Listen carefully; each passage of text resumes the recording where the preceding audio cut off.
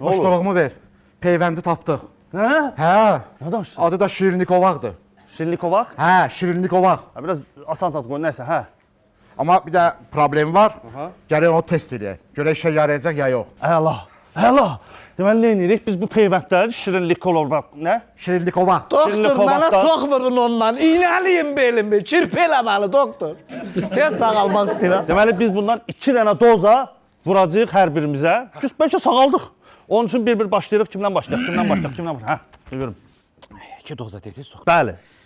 Onlar birini mənə vurasız. Birini pulla həll eləyək.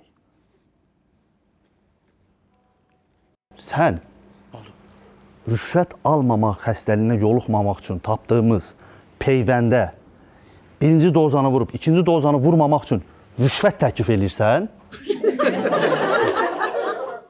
Hə? Oldu. Ha, bunda antitel var. Nə var? Ha, bunda antitel var. Məndə antitel var. Hadi niye indi? Çox, qurtulduq. Bunun qanını alırıq, vururuq özümüzə. Hə? Bizdən daha o tərəfəs olmayacaq. Doktor, mən bunun qanın vampir kimi əməcəm doktor. Hərətdən buradan. Mən yarısını əməcəm doktor. Git.